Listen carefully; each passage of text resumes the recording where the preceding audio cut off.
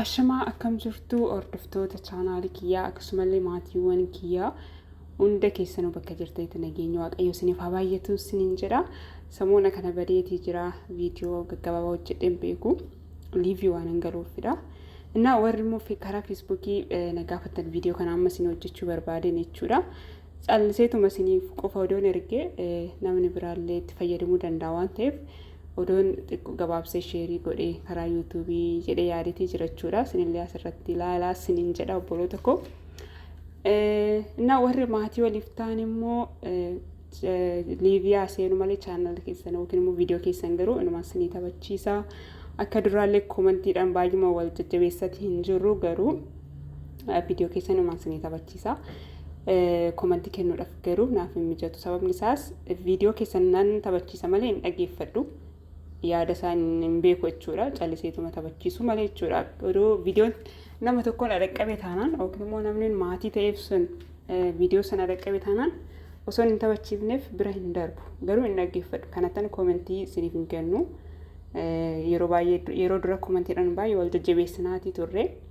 Amma garuu koomentii kana hin beeku jechuudha. Viidiyoo keessan garuu inumaa isinii taphachiisa. Akkanas isiniin jedha.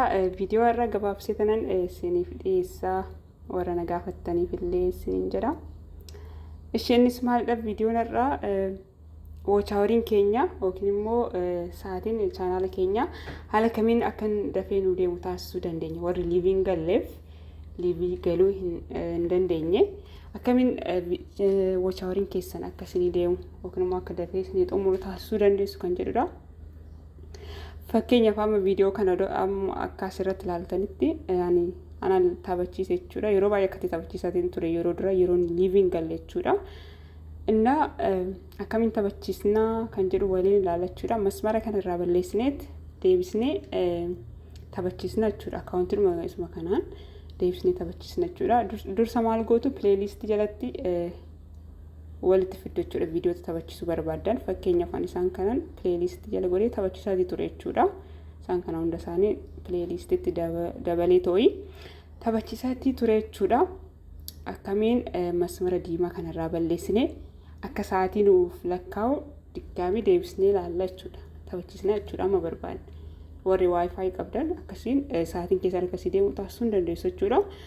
Kiroomii jala dhaqneet akkaataa itti taphachiisnu ilaalla yookiin immoo akkaataa itti sa'aatii deebisnee itti lakkoofsiisu ilaalla jechuudha.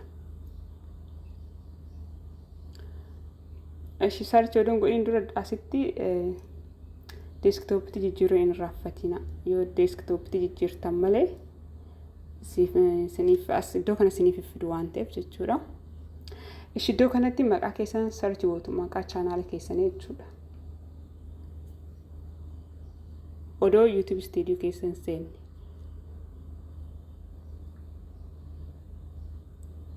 Ishee erga sarchi goonii booda amma asitti na dhufeeti jiraan maqaan kiyyaa sarrattan kilik godhata tokkicha. Iddoo kanatti viidiyoota kiyya hundatu na dhufee jechuudha. As keessaa immoo warra masmara diimaa qabaatan kanan masmara diimaa kanarraa balleesse ta'uu deebisee ilaala jechuudha. Isaan pileelistii jala jiru waan ta'eef pileelistii irraan godha.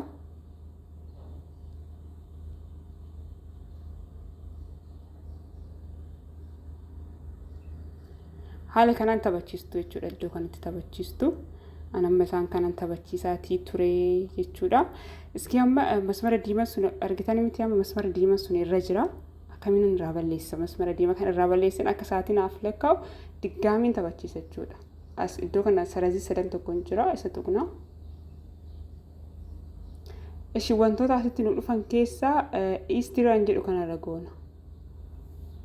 Istirii isa jedhurra gisee goonee booda viidiyoo taphachiisaa turtan hunda isaa asitti isinii dhufa jechuudha. Kan namaallee ta'uu danda'a. Namaa amma liiv ilaalaa ture tokko kinoolaan dhufeeti jira jechuudha. As nafaan viidiyoo kiyya faana liivii guruuppiti kuni liivii kanaan amma isa laalatiin ture jechuudha. Achi beetanan viidiyoo kanaan isinii hojjedhee jechuudha. Innillee akkasuma dhufeeti jira jechuudha. Baay'ee dhufee ture duraan odoon viidiyoon jammarreen balleessin ture malee namaa hunda isaa asitti isinii dhufuu danda'a. Rakkoo hin qabu balleessitanii deebistanii odoo laaltanii nama sana fayyada malee hin miidhu jechuudha.